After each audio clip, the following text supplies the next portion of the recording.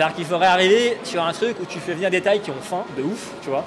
Tu mets un bon billet à la clé, qu'ils soient préparés sérieusement, un truc, tu vois, où ils viennent vraiment pour gagner, quoi. Pas ils viennent pour prendre leur billet. Et ça, on le voit quand même pas mal. Le taille qui vient prendre son billet et qui dort, tu vois. Les mecs qui viennent, ils dorment, ça se voit. Donc le Muay Thai ne disparaîtra pas avec le MMA. On va pouvoir se professionnaliser, enlever les coudières, mettre des guerres avec des coups de coude à la télé. Avant, il n'y avait pas de coudières avant. Que ce soit la télé qui mette en avant une émission type Koh Lanta. On envoie des Français en Thaïlande. Et voilà, il y a cette espèce de choc des cultures. Et je pense que le Français moyen va adorer. Et je pense que le Muay Thai peut se relever comme ça. Dans 5 ans, je vois Antoine présenter le Koh Lanta Muay Thai. Votre... Denis Brognard. Ah Yo yo yo les gars, c'est les sages de la salle. On est de retour avec Antoine de la chaîne du Muay. Deuxième partie. Et là, on va vraiment parler du futur du Muay Thai en France, en Thaïlande, puis à l'international. Allez, on t'écoute Antoine. On commence direct. On commence par quoi? Par l'avenir du Muay en France? Alors, qu'est-ce que tu penses déjà du Muay en France actuellement? Alors, moi, ma vision, c'est que j'aimerais bien que ce soit plus développé, tu vois. Mon petit point d'inquiétude, c'est qu'il y en a de moins en moins à la télé. Tu vois, le constat que tu peux faire, il peut être un peu amer, c'est qu'il y a eu du Muay Thai sur TF1, il y a eu du Muay Thai sur France 3, en train de parler du service public, tu vois. Ensuite, il y a eu des très belles années sur Canal+, avec Sami Kepchi. Et ensuite, on a eu un peu moins de boxe. Ça a commencé à partir sur un petit peu, il y a Eurosport, il y en avait aussi un peu avant, mais ensuite c'était les chaînes TNT, là, genre, comment ça s'appelle, Combat Sport, SFR Sport, RMC Sport, et puis en fait maintenant il n'y en a plus. Donc tu peux quand même voir ça comme un peu une dégringolade de la diffusion du Muay Thai en France. Pour autant, est-ce que le Muay Thai va mal? J'ai pas l'impression, tu vois, en termes de nombre de licenciés, c'est plutôt en croissance de manière régulière. J'ai l'impression aussi que l'image du Muay Thai est plutôt bonne. Pendant un moment, on a considéré que c'était vraiment un sport de voyous. C'est plus trop considéré comme ça, je pense. Donc, je pense que le sport se porte bien. Est-ce qu'il a l'image l'aura qui mérite? Pour moi, c'est non, quoi. J'aimerais bien que les boxeurs aient plus d'exposition et puissent en vivre beaucoup plus facilement. Il y a aussi beaucoup de gens qui pensent que le MMA va arriver et du coup manger complètement la part du Muay Thai, tu vois. Malheureusement, moi, je pense que oui. Moi, je pense pas. Je pense qu'il y a la place pour... dans mes débats, tu vois. Je pense qu'il y a la place pour tout. Je pense que le MMA va arriver avec une approche professionnelle, ce qui n'est pas le cas du Muay Thai en France. Je pense que du coup, tu vois, avoir un sport comme ça se structurer directement dans le pro, une ligue pro, ou avoir des combats sans coudière, et ben moi je pense que ça peut dynamiser le Muay qui va pouvoir suivre éventuellement ce qui va arriver au niveau du MMA. Et après, je suis pas sûr que le MMA prenne des parts de marché au Muay Thai. Je pense que c'est des choses différentes. Il y a des gens qui ne veulent pas faire de sol. Tu vois, c'est pas les mêmes philosophies non plus. Donc je pense qu'ils peuvent très bien cohabiter. De manière générale, je pense que c'est très bien que des sports de combat prennent de plus en plus de parts comme ça sur le marché du sport en France, entre guillemets. Et donc je suis pas spécialement inquiet par l'arrivée du MMA. Et au contraire, je le verrais plutôt comme une opportunité pour que le Muay Thai puisse prendre l'exemple, en tout cas entre guillemets, quoi. Donc voilà ce que je peux dire. Après, est-ce que le Muay va continuer à progresser? J'espère. Il y a l'aspect diffusion télé qui m'embête un petit peu. J'aimerais bien qu'il y en ait plus. Je pense que des grosses organisations, tu vois, on peut parler des Prestige Fight de Jamel Yacouben ou l'Arena Fight qui va y avoir le deuxième édition en décembre. Ce sont des plateaux qui sont magnifiques. Je pense que ça va susciter de l'intérêt au niveau de la télé. Et je pense qu'on va recommencer à avoir des belles organisations qui vont amener la télévision et diffuser ça le plus largement possible.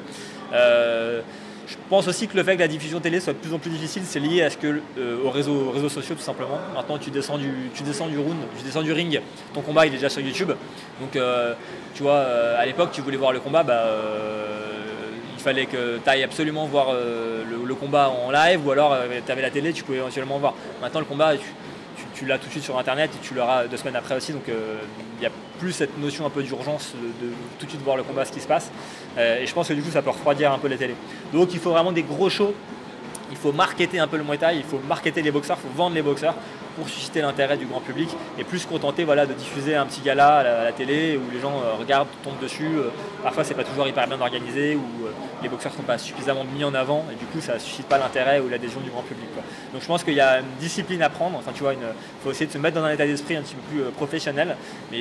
Ouais, je suis pas inquiet, je pense que le Muay Thai va pouvoir continuer à bien augmenter dans les années à venir. Alors moi à l'inverse, je suis inquiet. D'accord. Je pense que le MMA va prendre une énorme place au Muay Thai. ce qui est déjà le cas un peu dans les clubs, en Ile-de-France, parce que moi je suis d'Ile-de-France. Je pense qu'il y a beaucoup de clubs de MMA qui vont ouvrir, parce que le MMA maintenant, enfin, toi tu as une vision de coach et de boxeur. Ouais.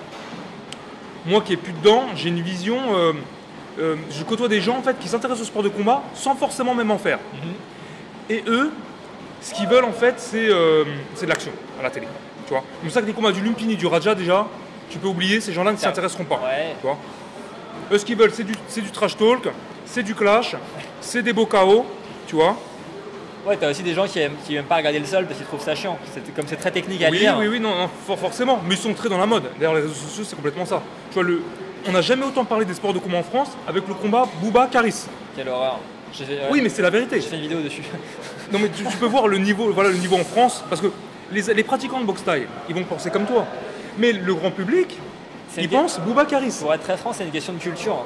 J'en ai un peu parlé, on peut faire une petite parenthèse là-dessus. C'est que dans la culture thaï, le trash talking n'existe pas, tu vois, ça n'existe pas du tout. Et eux ont un aspect un peu plus financier. Quand ils veulent mettre de l'intérêt sur un combat, ils mettent un dumpan. Donc, le dumpan, c'est en fait le pari entre deux camps sur les boxeurs. Et en fait, comment ils voient ça, eux, ils vont dire le combat, pour qu'il soit chaud et que les mecs soient vraiment à fond, on va mettre 3 millions de bahts en dumpan sur le combat. Et du coup, ça c'est pour être certain que les camps... fait plus de 100 000 euros quand même, il me semble. Hein. Ouais, ça fait, tu divises par 40 à peu près. Donc, ça commence à faire des très belles sommes. Tu vas être certain que les camps ils vont être derrière les boxeurs, à les préparer comme jamais, et que les deux boxeurs ils ont une pression importante aussi, parce que l'argent en Thaïlande c'est quand même très important, pour tout donner, et que le combat ça va être la guerre. Alors qu'en France, tu vas plutôt dire, ok, c'est très américain en fait, plutôt, mais on va dire, tu vois, occidental. Ouais, bah lui, sur Twitter, je vais le traiter de fils de pute pendant 6 mois, et du coup le combat va être de feu.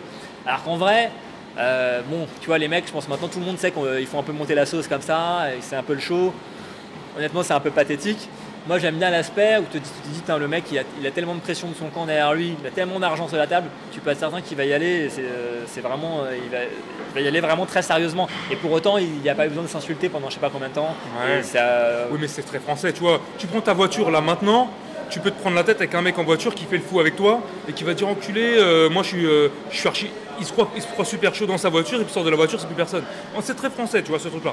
Moi, je te rejoins sur le fait où si ça passait par exemple des gros galas de Muay Thai passés sur TF1, je pense que la famille lambda, papa, maman, la fille et le fiston, ils se disent ce soir, samedi soir, Muay Thai sur TF1, mais les gens vont regarder. Tu vois, comme ils regardent Koh Lanta, ils vont se dire ah c'est vrai que le Muay Thai ça existe, ils vont regarder, ça va être une audience de feu. Non, mais il faudrait que ça soit très très très bien amené. C'est-à-dire que tu peux pas mettre oui. Non mais il faut marketer les boxeurs, tu vois. Il faut que tu aies un intérêt pour tel boxeur, il faut qu'il y ait une histoire, parce que sinon les gens ils adhéreront pas. Ils vont juste voir le fight et tout, ils vont pas suivre. La Koh Lanta, présentation, Sami Sana, 30 ans.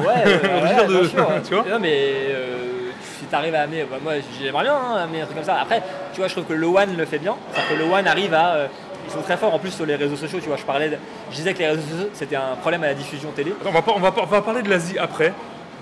Juste sur l'exemple de marketer, tu vois. Eux, ils arrivent à marketer leurs boxeurs sur internet, à leur donner une présence, leur donner une aura, tu vois. Rotting, ils le vendent comme vraiment le destructeur, tu as plein de vidéos de lui, des highlights et tout. Ils arrivent à, tu vois, te faire un peu adhérer aux boxeurs. Et je pense que ça, ils l'amènent bien. Et donc, avant qu'il y ait de la télé, du moins à la télé en France, il faudrait réussir à donner une aura aux boxeurs qui font que tu as envie de t'identifier. Ah ouais, lui, c'est lui, machin, et vas-y, j'essaie de suivre un peu. Franchement, s'il y avait une émission type, pas Koh Lanta, mais où des boxeurs français, on les envoie en Thaïlande et d'un coup, boum, ils tombent face à des combattants thaï. Tu vois, une dizaine de combattants thaï qui sont là, qui les attendent. Ce choc des cultures, parce que je suis désolé, toi tu connais bien la Thaïlande, il y a plein de gens, tu vois, ça part encore lointain, c'est encore ce délire tribal, des Thaïs, c'est quoi ces mecs, ils sont de forme, on les connaît pas, tu vois. Et je pense que ça marcherait, comme ça malheureusement le Muay Thai en France, avec une émission télé type Koh Lanta. Ouais, mais après, en même temps, c'est vrai que les grands galas France-Thaïlande des années 90, 2000, on en parle encore, tu vois. Oui, pourquoi ? Parce qu'il y avait cette venue des Thaïlandais, ces mecs qui viennent d'Asie qui sont super forts. Ouais, donc c'est marketé, donc ils amènent quelque chose. Donc sur ça, je te rejoins un petit peu. Quoi. Ouais. Il faut réussir à... Après, bon, tu vois, TF1, ils font jamais ça, on peut pas leur en vouloir. Ils font jamais ça, je sais pas. Mais je pense que, tu vois, des organisations maintenant, ça se passe peut-être d'abord sur Internet, tu vois, mais des organisations commencent à arriver à marketer. Tu vois, je trouve que ce que fait l'Arena Fight, c'est très intéressant. Ouais, ils arrivent vraiment, dès la signature du boxeur, ils te présentent le boxeur, il rejoint l'Arena Fight sur 2 ans, ils commencent déjà un peu à te le vendre, tu vois. Les mecs sont toujours classe, que les photos sont tous en costard, tu vois. Ils amènent une image un peu sympa, je trouve, un peu nouvelle. Ouais, mais ça marchait dans les années 90, non, 2000. Non, ça... je suis pas d'accord. Je trouve en tout cas vraiment, et bon, les résultats leur donnent un peu raison, parce qu'ils attirent des boxeurs hallucinants. Ils ont signé, tu vois, Damien Alamos, qui avait arrêté sa carrière, revient pour l'Arena Fight, c'est incroyable. Et je trouve que ça donne une bonne dynamique et qu'ils arrivent à faire les choses un peu pro et un peu grandes et monter des belles choses. Donc je pense que ça, leur approche me semble intéressante. Ouais. Moi, je finis avec ça. Je pense qu'en France, le mec qui va regarder le Muay Thai, je parle pas du pratiquant, je parle pas de l'aficionado, je parle du mec qui va s'intéresser au Muay Thai, donc qui va apporter son argent au business du Muay Thai. Le mec qui veut voir des Français qui se battent contre des Thaïs, le Thaï qui arrive de la jungle, il se tape, et des fois il se fait niquer le français, et on se dit ah ouais le Thaï il est fort, et puis des fois le français va le niquer, alors, on se dit le niveau du français il augmente. Le français de base il veut voir ça. Moi j'ai un avis là-dessus qui est un petit peu différent du tien. J'ai fait une vidéo qui s'appelle, je sais plus comment, c'était un peu putaclic, c'était genre est-ce qu'il faut continuer à inviter des Thaïs en France, tu vois. Parce qu'en fait, t'as quand même un syndrome, c'est que déjà faire venir des Thaïs, des top Thaïs, c'est pas évident parce que tant qu'ils sont en activité sur le circuit Thaï, les faire boxer en France c'est pas du tout évident. On invite des vieux Thaïs. Donc t'invites, non, mais pas forcément des vieux Thaïs, tu peux avoir des grands noms, je dis pas ça, il y a eu des grands noms qui sont venus, mais voilà, avoir du top, c'est tout le temps, c'est toujours un peu difficile. Et ensuite, tu as toujours un peu l'aspect où le Thaï, il vient en France, il prend un bon billet, il fait un combat dont il se bat mais complètement les couilles, il gagne, il perd, c'est exactement la même, ça aura aucun impact pour sa carrière, aucun impact pour rien. Le lendemain, il reprend l'avion, il retourne au Lumpini et là, il va se donner, tu vois. Et donc du coup, souvent, pas tout le temps, mais souvent, les Thaïs qui viennent, parfois leur prestation elle est un peu décevante. Donc c'est-à-dire qu'il faudrait arriver sur un truc où tu fais venir des Thaïs qui ont faim, de ouf, tu vois. Tu mets un bon billet à la clé, qu'ils soient préparés sérieusement, un truc, tu vois, où ils viennent vraiment pour gagner, quoi. Pas ils viennent pour prendre leur billet. Et ça, on le voit quand même pas mal. Le Thaï qui vient prendre son billet et qui dort, tu vois. Le mec qui vient, il dort, ça se voit. Donc c'est compliqué à organiser ce que tu proposes. Même si, effectivement, j'aimerais bien, tu vois, Et ensuite, il y a un autre aspect, c'est que les top Thaïs, c'est des mecs qui font 55 kills, tu vois. Donc en France, il y en a des très bons boxeurs à ces poids-là, mais on va dire que il faudrait même pas ramener des tops. Tu regardes bien dans les années 80, ils ramenaient des mecs, alors qui étaient forcément. Mais Samsung, c'était pas du tout un top. Tu vois. Mais ils l'ont ramené pourquoi? Parce que le mec il faisait le show, il tapait dans les jambes, les Français disaient qu'est-ce que c'est que ce truc, avec des mollets énormes là?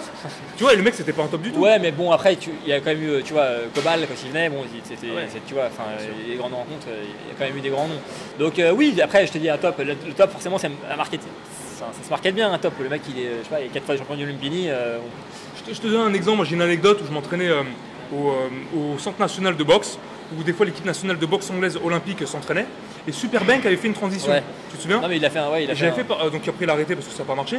J'ai parlé avec Superbank et il me disait à un moment, il me disait ah bon mais t'es français et tout, et tu peux m'avoir des combats en France. Il était super chaud, il me disait vas-y moi j'allais boxer là-bas. Et l'entraîneur lui disait non, tu te calmes, là tu t'entraînes en boxe anglaise, là pas tout mélanger en gros. Mais... Et le mec avait l'air super chaud pour aller combattre en France quoi. Ouais mais sauf que de toute façon lui il décide rien, c'est son gym qui décide. Je sais bien, donc, mais tu vois lui était chaud. Ouais, mais bon, lui il décide pas. Donc, tu vois, moi aussi j'aimerais bien aller chez Lamborghini, prendre une voiture et partir, c'est moi qui décide. Quoi, tu vois. Donc, oui, après que les gyms ils n'aient pas la perspective de ce que peuvent rapporter les combats en France, etc. Et peut-être qu'ils l'ont, tu vois, et après encore une fois ils prennent le chèque et ils vont pas venir vraiment avec la dalle comme on a pu voir parfois à l'époque, ou comme ils ont quand eux ils sont sur le circuit Thaï, sur le ranking Thaï. Quoi. On va finir sur la France, alors comment on va faire? C'est quoi la solution? Bah, je te dis, je pense que on voit quand même des belles organisations arriver qui se professionnalisent, qui essaient d'être de plus en plus rigoureuses. J'en ai cité deux, tu vois, Prestige Fight et l'Arena Fight. Qu'est-ce qu'on fait là? On prétend que ça ne se passe rien là? Oui, il se passe rien. Il s'est rien passé. Jimmy, tu peux pas allumer la lumière s'il te plaît? C'est merde. Je dis ouais, Didier, faut... allume s'il te plaît, Didier. Merci Didier. Donc ouais, le Prestige Fight et l'Arena Fight, c'est deux organisations, mais j'espère qu'il y en aura d'autres, tu vois, de plus en plus. Je pense que c'est des organisations qui en plus maintenant savent jongler avec les réseaux sociaux, ça c'est assez nouveau, tu vois. Et donc le marketing passe un peu par les réseaux sociaux. Je pense que quand tu vois ces organisations-là qui font des beaux plateaux, que ça cartonne sur internet, ça cartonne avec les sponsors, bah, peut-être que les télés vont commencer à se dire ouais tiens on va y aller, tu vois. Et donc tu vois, tu construis par le bas et tu arrives après par la sacro-sainte télé. Et puis sacro-sainte télé, tu peux poser la question parce que tu vois, sur les 15-35 ans, est-ce que TF1 le samedi soir, c'est vraiment le cœur de cible, tu vois? Est-ce que maintenant YouTube, boum, leur suffit pas? Je suis désolé, on va reparler du One, mais C'est le modèle du One et pour l'instant, il y a beaucoup de gens qui disent que le One financièrement il perd de l'argent et que ça marche pas. Mais l'UFC au début perdait énormément d'argent. Voilà, exactement. Et donc tu vois, peut-être que les réseaux vont se suffire à eux-mêmes et qu'on n'aura plus besoin de la sacro-sainte télé qui décide depuis 50 ans qu'est-ce qui se passe ce soir à la télé et que du coup on y viendra, tu vois. T'as pas l'air convaincu par mes propos. Alors, si on regarde une vision pessimiste, je pense que le MMA va bouffer le Muay Thai, ce que je n'espère pas. Pour toi Antoine et pour le Muay Thai en France. Sinon c'est terminé, on met la clé sous la porte. Si le Muay Thai arrive à s'en sortir, c'est notamment en faisant monter des petites organisations et qu'un jour malheureusement ce soit la télé qui mette en avant une émission type koh Lanta. On envoie des Français en Thaïlande et voilà, il y a cette espèce de choc des cultures et je pense que le Français moyen va adorer et je pense que le Muay Thai peut se relever comme ça. Moi c'est mon avis. Après se relever, on n'a jamais eu autant de... Ouais, il a pris un knockdown là. Non mais on n'a jamais autant de licenciés, tu vois. Tu fais le cumul AFMT, FFKMDA sur les licenciés Muay Thai, on n'y en a jamais eu autant. Mais est-ce que ces gens-là veulent en voir à la télé? Bah, c'est une très bonne question. Est-ce que le pratiquant, c'est celui qui regarde à la télé? Pas nécessairement. Eh ben, pas nécessairement. Néanmoins, ça sert toujours d'avoir des têtes d'affiche, des gens qui portent un peu le... J'avais une discussion très intéressante avec un entraîneur de boxe anglaise. Tu vas jamais partir là? Non, bah non, on est passé. Qui disait en fait que, tu vois, au JO, quand Tony Yoka gagnait les JO, ça n'a pas du tout fait monter le nombre de licenciés.